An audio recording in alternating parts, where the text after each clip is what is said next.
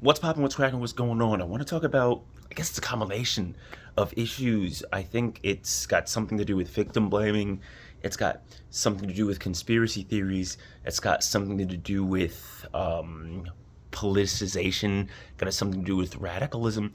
Um, it's all about the kind of need to know something or think something that everybody else doesn't think. That right? It's kind of about not being a sheep, right? It's like, oh, you guys all think this, but the truth is this. Like that thought. And I'm sure there's a more specific term for it.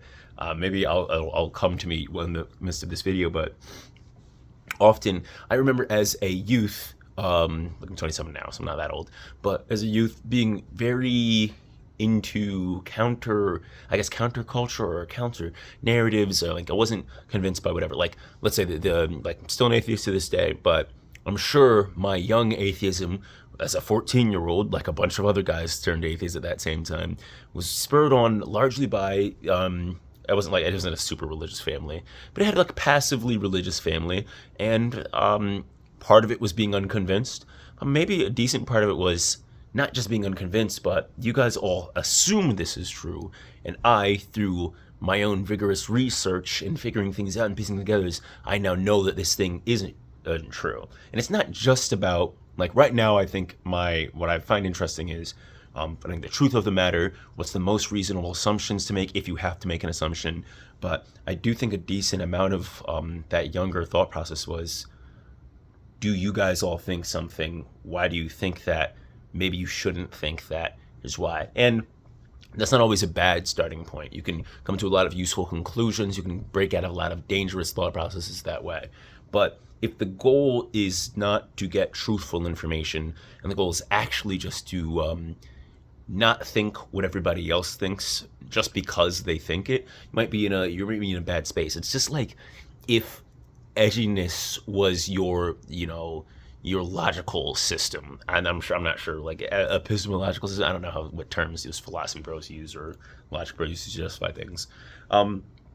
Like the Ruby case, the Gypsy, not the Ruby case, the Gypsy, was it Blanchard case? A lot of people making videos. My first thought was this guy named Jericho's video. I hope they'll remember to edit this and put his thumbnail there.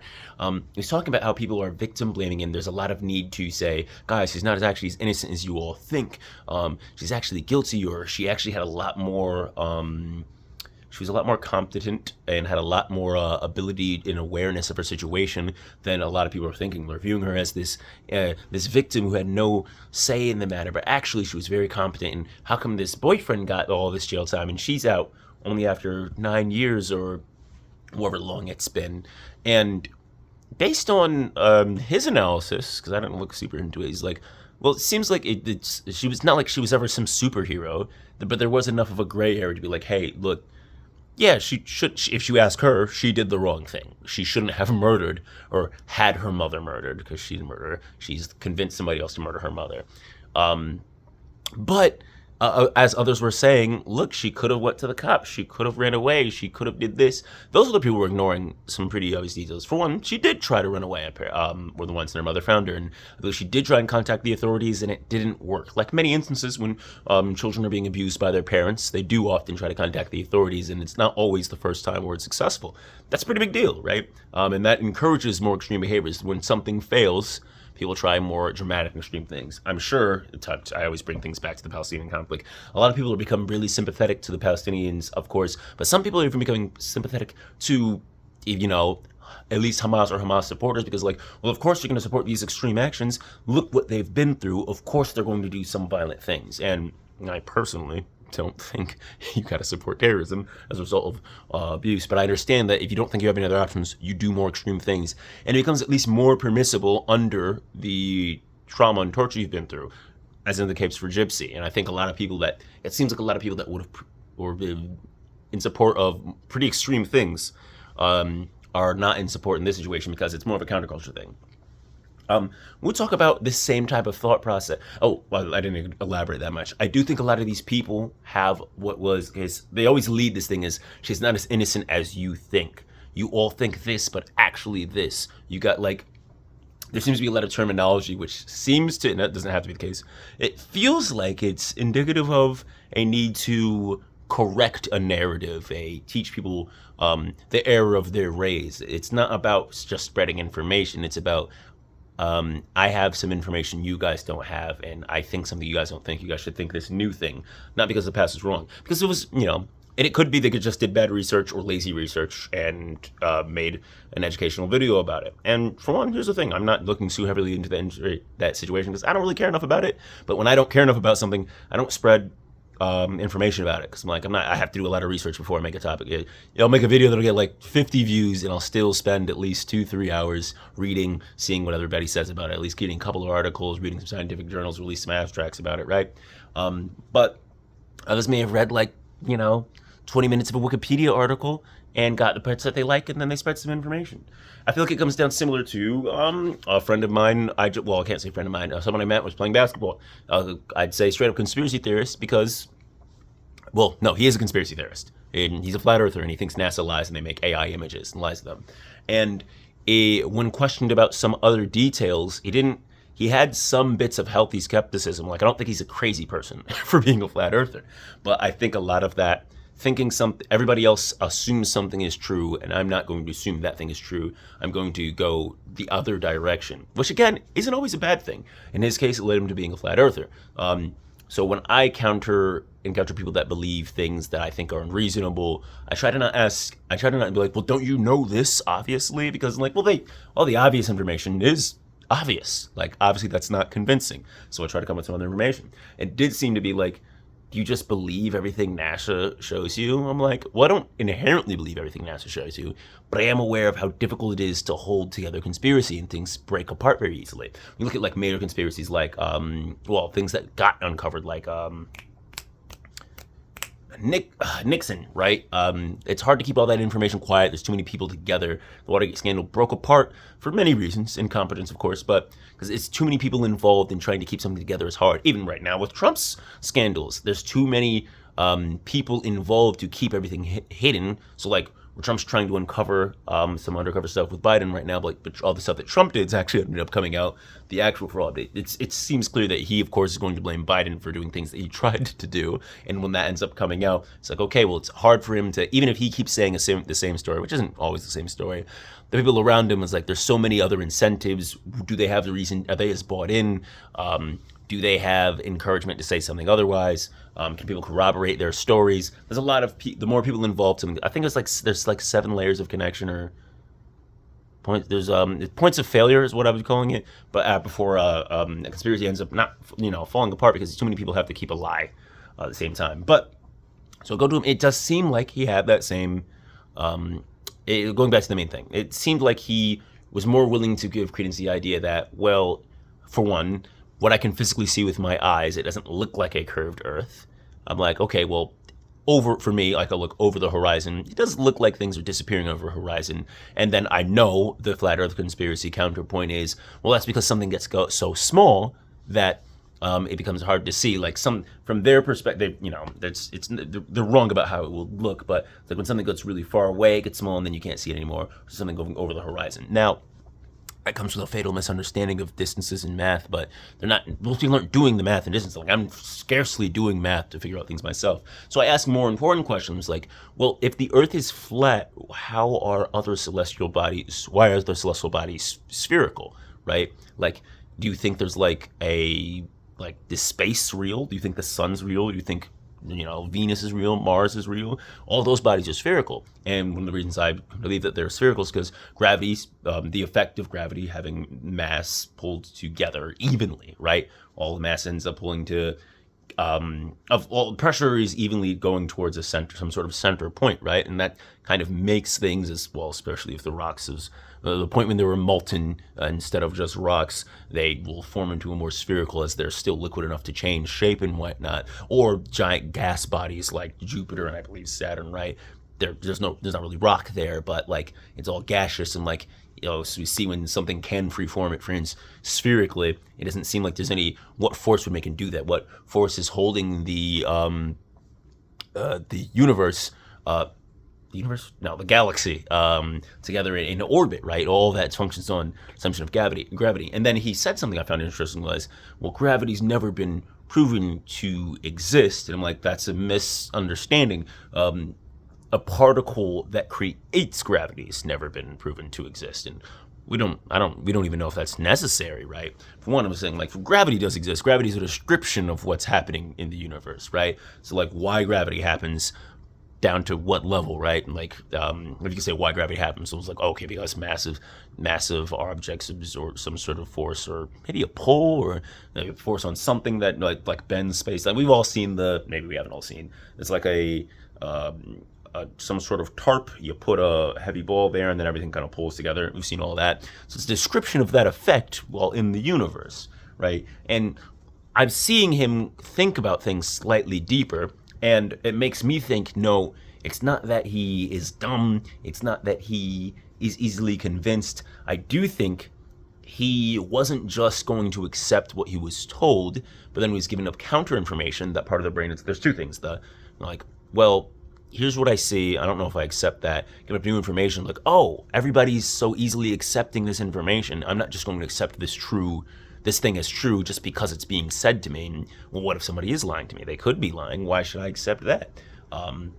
And then, of course, you can use his own senses. And if you use your own senses, generally you'll think the earth is flat. I don't think that's crazy. People say, like, obviously there's around, like, use things like triangulation to see, like, okay, well, how do you explain the experiment? Like, is it like 2 miles apart? You put one stick up in one area, you put a stick up in another area, you measure the shadows at the same time of day. You can see the curvature. That only makes sense if the earth is actually curved, or the sun would have to be extremely small and closer to us. And if the sun was small and close enough to create that same curvature, it wouldn't be able to withstand the force. It wouldn't be able to sustain itself, because it needs to be a certain size, have a certain mass, and a certain energy to continue to create fission and continue to keep burning so hot for so long, right? So the sun couldn't exist if it was close enough to create the same shadow effect. So, like, all of those things are, for me, like, okay, well, that obviously, if that's not true, or, maybe all of space outside of us doesn't exist after all. Like, maybe, right, I guess. But, like, got to do a lot of work to prove that's the case.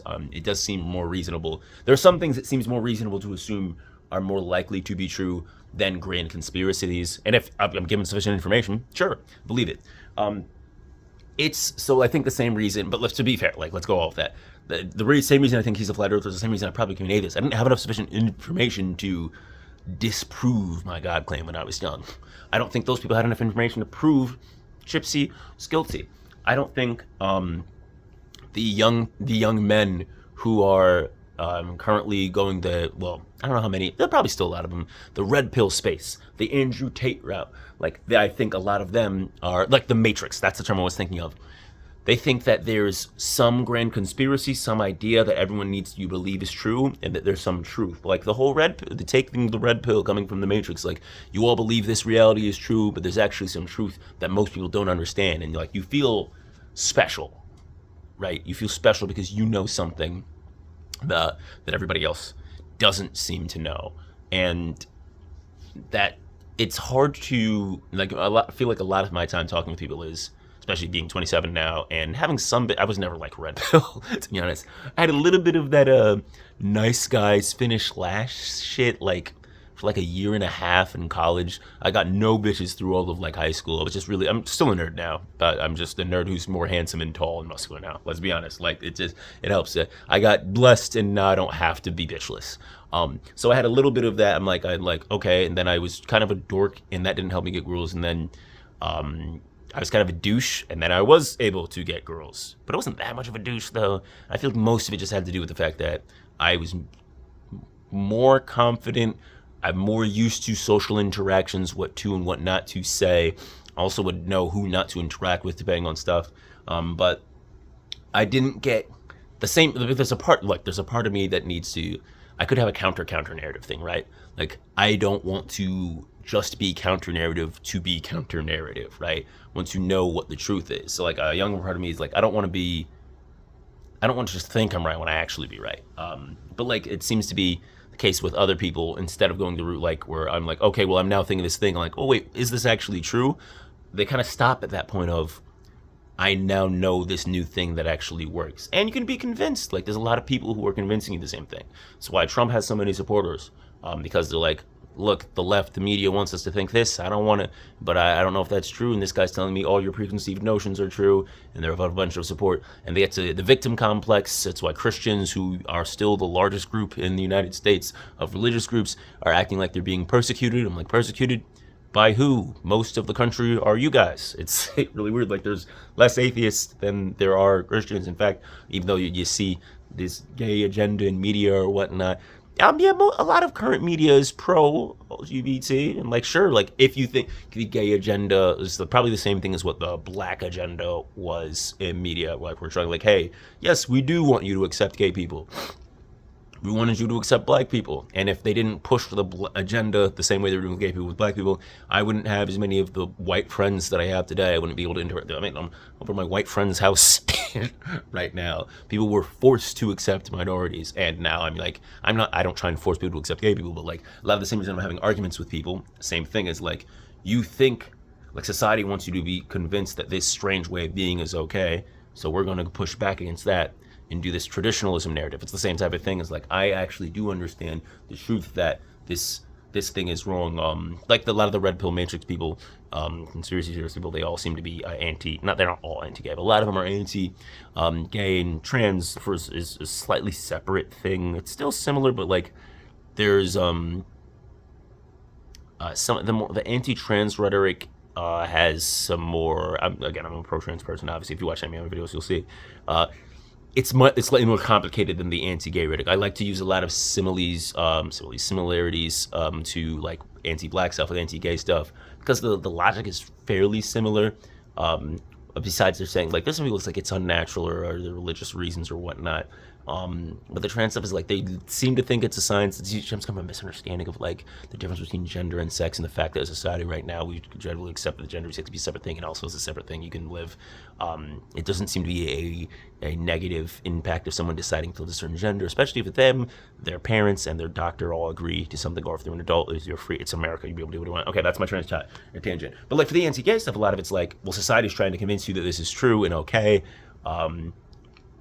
Why do you have to accept what society's telling you? You know, and you're down in your heart, it's not okay. Then they do like some. Oh, I'm getting an update. Okay, I think we've got the point. Actually, I don't think I need to yours. But these are like a couple areas I think a similar thing is happening. Society thinks one thing, everybody thinks one thing, and then if you'd like to not be, you don't want to stand in, you want to be part of the group, you want to stand out. What do we do about it? Because it's been 17 minutes of me rambling, and I didn't give any solutions. For one, I tend to try and just be smart when debating people. Don't just say someone's crazy for being different.